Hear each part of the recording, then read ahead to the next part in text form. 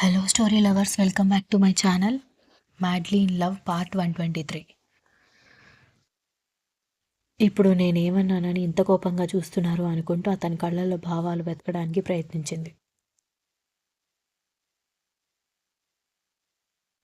Alarm మోత వినిపించగానే ఆఫీస్కి వెళ్ళాలని పరుగులు పెట్టావు కానీ నన్ను వదిలేసి వెళ్ళాక ఒక్కసారి కూడా నేనున్నట్టు కానీ నేను గుర్తొచ్చినట్టు కానీ నీకెప్పుడు అనిపించలేదా అని ప్రశ్నిస్తున్నట్టు కానీ అనిపించడంతో బాధగా కళ్ళల్లో నీళ్లతో అతని వైపు చూసింది.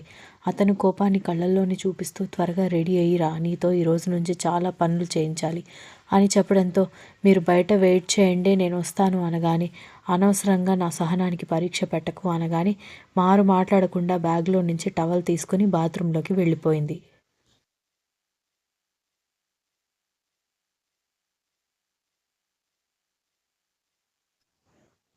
దక్ష వెళ్ళిన తర్వాత దక్ష మొబైల్ రింగ్ అవ్వడంతో దాన్ని చేతిలోకి తీసుకున్న అతనికి కాలర్ ఐడి పునీత్ అని చూపించడంతో డౌట్గా చూస్తూనే కాల్ లిఫ్ట్ చేయగానే నీకు అసలు కొంచెమైనా బుద్ధుందా, రావడం వెళ్ళిపోవడం అంతా నీ ఇష్టమేనా దక్ష, కొంచెం కూడా బాధ్యత అనేది లేకపోతే ఎలా చెప్పు, సంవత్సరం క్రితం ఇలాగే చెప్పా పెట్టకుండా వచ్చావు, ఇప్పుడు ఇలాగే వెళ్ళిపోయావు అంటే అంతా నీ ఇష్టమే, వీళ్ళు వెధవలు, నేనేం చెప్పినా చేస్తారని అనుకుంటున్నావా అన్న మాటలు వినిపించి కర్ణ కళ్ళు చిన్నవి చేశాడు.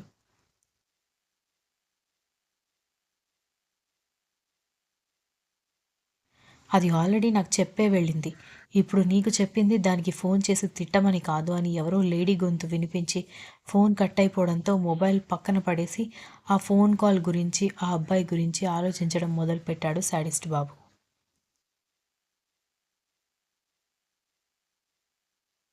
దక్ష కర్ణ వెళ్ళిపోయి ఉంటాడనుకుని అలాగే బయటకొచ్చేసరికి కర్ణ అక్కడే కూర్చొని కనిపించడంతో ఒక్కసారిగా కంగారు పడి మీరు బయటికి వెళ్ళండి, నేను బ్యాగ్ తీసుకుని వస్తాను అని చెబుతూ ఉంటే ఆమె వైపు సీరియస్గా ఒక లుక్ ఇచ్చి నేనేం చేయాలో చెప్పకుండా నేను చెప్పింది చెయ్యి అని సీరియస్గా చెప్పడంతో మీరు ఇక్కడ ఉంటే నేను ఎలా రెడీ అవ్వాలి అని అడిగి ఆ వెంటనే తలదించుకుంటే కర్ణ ఒక చూపు చూశాడు.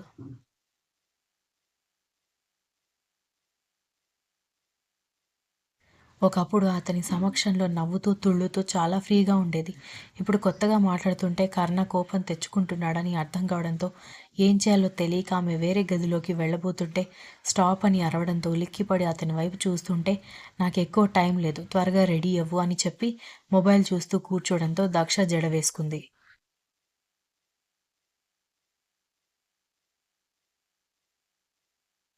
దాంతో వేరే గత్యంతరం లేక పైగా మహాభయంకరంగా కర్ణ అనిపిస్తూ ఉంటే ఇక తప్పక జడ అల్లుకుంది. ఆమె పరిమళం అతని మనసు గతి తప్పేలా చేసేది.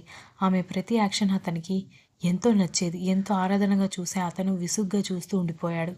కానీ ఇప్పుడు పైపెచ్చు ఎక్కడ లేని ఆవేశాన్ని తీసుకొస్తోంది. ఆమె జడ వేసుకున్న తర్వాత లేచి పాకెట్స్లో హ్యాండ్స్ పెట్టుకుని 5 మినిట్స్ టైం మాత్రమే, 5 మినిట్స్లో నువ్వు నా ముందు ఉండాలి అంటూ కర్ణ బయటికి వెళ్ళిపోవడంతో గబాగబా బొట్టు పెట్టుకుని ఎక్కడో పడిపోయిన హ్యాండ్ బ్యాగ్, ఇంకెక్కడో పడిపోయిన మొబైల్ అన్నీ తీసుకుని కిందకి పరుగులు పెట్టింది. కర్ణ హాల్లో ఉన్న సోఫాలో కూర్చుని కనిపిస్తూ ఉండడంతో వెళ్ళి అతని దగ్గర నిలబడి నేను రెడీ అయిపోయాను అనగానే లేచి బయటికి వెళ్ళడం స్టార్ట్ చేయడంతో అతన్ని ఫాలో అయిపోయింది. ఇద్దరూ కలిసి కారులో కూర్చోవడంతో ఒక గంట ప్రయాణం తర్వాత ఒక ఆఫీస్కి వెళ్తే లోపలికి వెళ్ళిన తర్వాత అసిస్టెంట్ మేడం నెక్స్ట్ ఈవెంట్కి మీరు డెకరేట్ చేయాల్సిన ఆఫీస్ ఇదే, త్వరగా కానివ్వండి అని చెప్పడంతో వర్కర్స్ని పిలిపించి ఇన్స్ట్రక్షన్స్ ఇవ్వడం స్టార్ట్ చేసింది దక్ష. ప్రతి 10 నిమిషాలకు ఒకసారి వచ్చి వాళ్ళు కట్టిన డెకరేషన్ వస్తువులు పీకేసి ప్రాపర్గా కట్టడం కూడా రాదా, ఎక్కడ కూడా మెకానికల్గా అనిపించకూడదు అని ఆ రోజు సాయంత్రం వరకు అలాగే చేస్తే అట్లీస్ట్ ఒక్క రూమ్ డెకరేషన్ కూడా అవ్వలేదు. ఆ రూమ్ మాత్రం చెత్త కుప్పలాగా తయారైంది. ఎంత పర్ఫెక్ట్గా చేసినా కర్ణ నచ్చకుండా అన్నిటినీ పీకి పడేస్తుంటే కావాలని చేస్తున్నాడని అర్థమైపోయింది దక్షకి.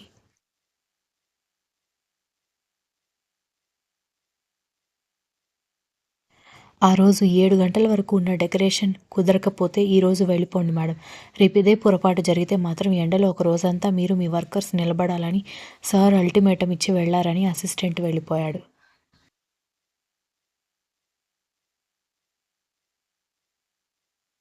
అసిస్టెంట్ వెళ్ళిపోయిన తర్వాత ఒక కారొచ్చి ముందు ఆగి, "రండి మేడం మిమ్మల్ని గెస్ట్ హౌస్ దగ్గర డ్రాప్ చేసి వెళ్తాను" అని అందులో ఉన్న డ్రైవర్ చెప్పడంతో నీరసంగా ఎక్కి కూర్చుని గెస్ట్ హౌస్‌కి వెళ్ళిపోయింది.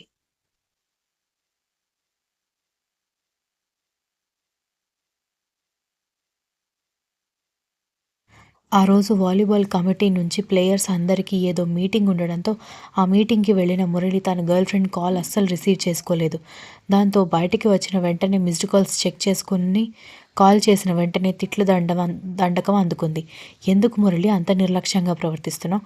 అసలు గర్ల్‌ఫ్రెండ్‌ని సంతోషపెట్టలేని నీకెందుకు గర్ల్‌ఫ్రెండ్? మీ అక్కలాగే అవసరం తీరే వరకు ప్రేమ నాటకం ఆడి ఆ తర్వాత చెప్పపెట్టకుండా వదిలేసి వెళ్ళిపోదామని అనుకుంటున్నావా?" అని ఆ అమ్మాయి అనడం ఆలస్యం. "షటప్! Just shut up!" అని అరిచాడు.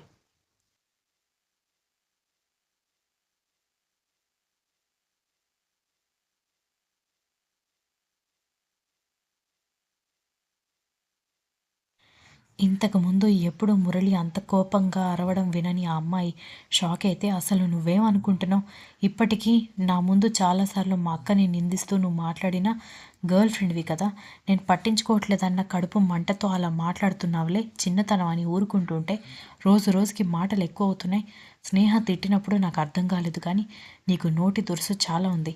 అది తగ్గించుకున్నప్పుడే నాకు గర్ల్ ఫ్రెండ్ నుంచి భార్యగా మారతావు. లేదంటే ఇక్కడితో ఆపేయ్. నువ్వు కాకపోతే 100 మందొస్తారు" అంటూ ఫోన్ కట్ చేశాడు మురళి.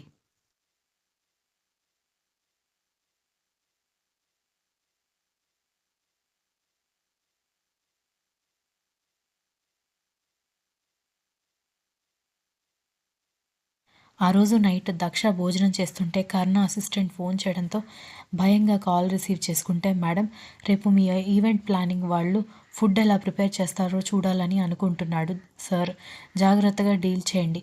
మేడం, ఉప్పు ఎక్కువైనా తక్కువైనా కూడా ఈరోజు చేసినట్టుగా డబల్ డబల్ పని చేయాల్సి ఉంటుంది" అని చెప్పి కాల్ కట్ చేయడంతో దక్ష తల పట్టుకొని, "నలభీముడొచ్చి చేసినా కూడా మీ సార్ నన్ను సాధించాలని అనుకుంటున్నాడు కాబట్టి ఖచ్చితంగా అది బాగా లేదని చెప్తాడని" తల కొట్టుకుంది.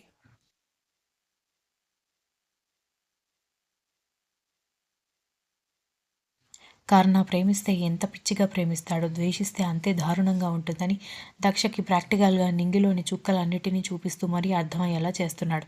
పాపం అసిస్టెంట్ ఫోన్ కాల్‌తో తినే అన్నం కూడా గొంతు దిగను అంటుంటే హ్యాండ్స్ వాష్ చేసుకుని గెస్ట్ హౌస్ చుట్టూ ఒక 4 రౌండ్లు వాకింగ్ చేసి నీరసంగా అనిపించడంతో వెళ్ళి పడుకుంది కానీ కర్ణ భయానికి నిద్ర వచ్చి చస్తే కదా!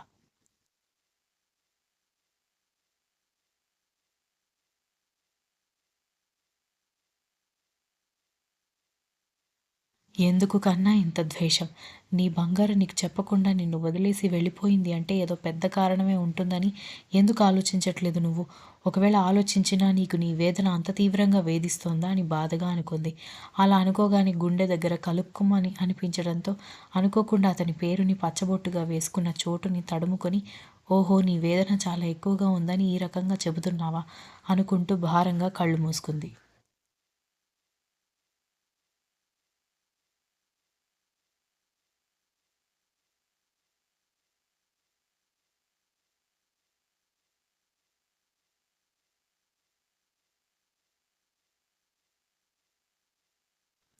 ఉదయాన్నే మళ్ళీ ముందు రోజులాగా కర్ణ కనిపిస్తాడేమోనని ఆశగా కళ్ళు తెరిచింది కానీ, ఎదురుగా ఉన్న స్వింగ్ చైర్ "నీకంత అదృష్టం లేదని" వెక్కిరిస్తూ ఉంటే, లేచి నీరసంగా స్నానం చేసొచ్చి జడల్లుకొని డోర్ ఓపెన్ చేసి ఒక అడుగు ముందుకు వేయగానే కర్ణ ఎదురుగా కనిపించడంతో వెనక్కి వెళ్ళాలో, ముందుకు వెళ్ళాలో అర్థం కాని అయోమయం నిండుకోవడంతో బొమ్మలాగా అతని వైపు చూస్తూ నిలబడిపోయింది.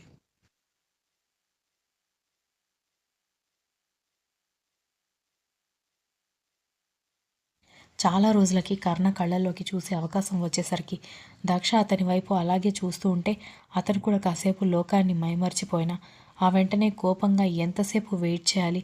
అదేమీ మీ బాబుగాడి ఆఫీస్ కాదు. పైగా నీ వల్ల చాలా పని పెండింగ్లో ఉంది" అని అన్నాడు కోపంగా. దక్ష మూతి ముడుచుకొని, "నేను త్వరగానే వచ్చాను కదండి.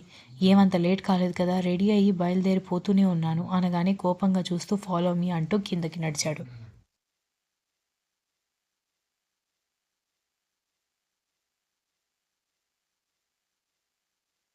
ఇద్దరూ కలిసి కిందికి వెళ్ళాక బయటికి నడుస్తుంటే కన్నా అని పిలిచి కర్ణ ఒక్కసారిగా వెనక్కి తిరిగి షటప్ అనగానే దక్ష షాక్ అయి చూస్తూ ఉంటే ఆ పిలుపుతో నన్ను పిలవకు. You don't deserve to call me like that అనగానే బాధగా చూస్తూ ఉంటే ఆమె కళ్ళల్లో నీళ్లు చూసి చిరాకుగా అక్కడి నుంచి వెళ్ళిపోతే దక్ష బాధగా నిలబడింది. అప్పటి వరకు రాత్రి కూడా భోజనం చేయలేదు. ఆకలిగా ఉంది. బ్రేక్ఫాస్ట్ చేసి వెళ్దామని అడగాలనుకుని కూడా అతని కళ్ళల్లో చూసిన బాధ, ద్వేషం మనసుని కలిచివేస్తూ ఉంటే ఆకలి చచ్చిపోయేసరికి సైలెంట్గా బయటికి నడిచి వెళ్ళి కారులో కూర్చుంది.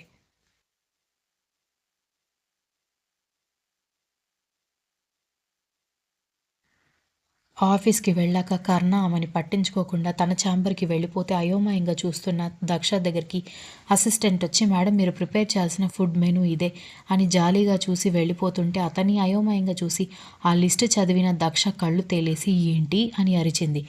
మొత్తం కాంటినెంటల్ డిషెస్ అవన్నీ ఎప్పుడో నేషనల్ జియోగ్రఫిక్‌లో లేకపోతే డిస్కవరీ ఛానల్‌లో విన్నవే కానీ కనీసం కన్నది కూడా లేదు.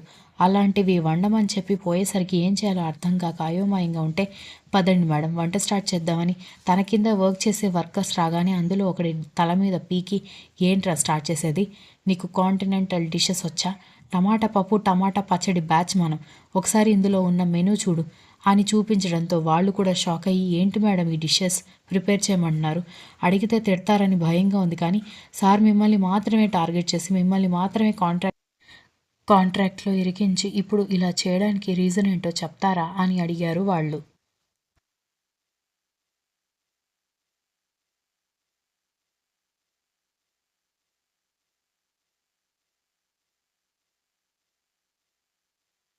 వాళ్ళు అలా అడిగేసరికి ఏం చేయాలో అర్థం కాక బుర్ర గోక్కుంటూ ఉంటే మేడం ఏంటి ఇంకా ఇక్కడే ఉన్నారు, వంటలు స్టార్ట్ చేయండి అని అసిస్టెంట్ అనగానే ఏంటండి స్టార్ట్ చేసేది, మేము టమాటా పచ్చడి గుత్తి వంకాయ బ్యాచ్, అలాంటిది అసలు ఇందులో ఏ ఐటమ్స్ వాడతారో కూడా తెలీదు, టోటల్ కాంటినెంటల్ డిషెస్ చేయమంటే ఏం చేయాలి అని అడిగింది దక్ష.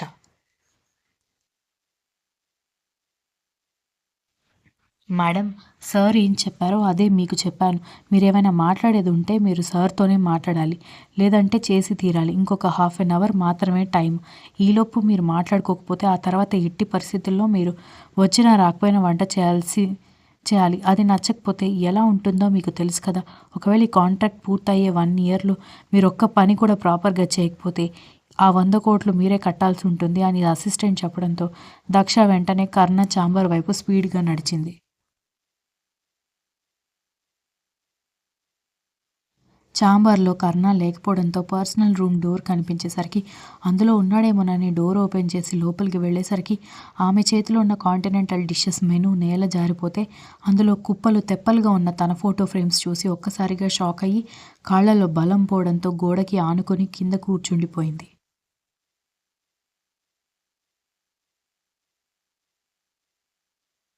ఆఫీస్ మొత్తం ఒక ఎత్తయితే ఆ రూమ్ మాత్రమే ఒక ఎత్తు.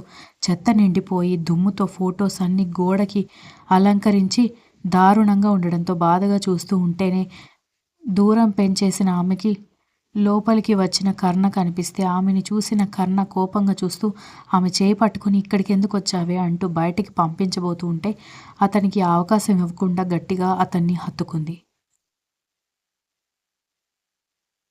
Don't dare to touch me అని అతను జరుగుతున్నా కూడా వినకుండా ఐఎమ్ సారీ కన్నా, ఐఎమ్ సో సారీ, ఇంత పిచ్చి ప్రేమ పెంచుకున్నావని నేను ఊహించలేదు, నిజంగా ఊహించలేదు, కానీ నీ ప్రేమని పొందే అదృష్టం నాకు లేదు అంటూ ఆఫీస్ నుంచి బయటికి పరిగెత్తేసరికి ఎదురుగా కారు దిగి బామ్మ లోపలికొస్తూ కనిపించడంతో ఆవిడ్ని చూసి ఒక్కసారిగా గతుక్కుమంది దక్ష.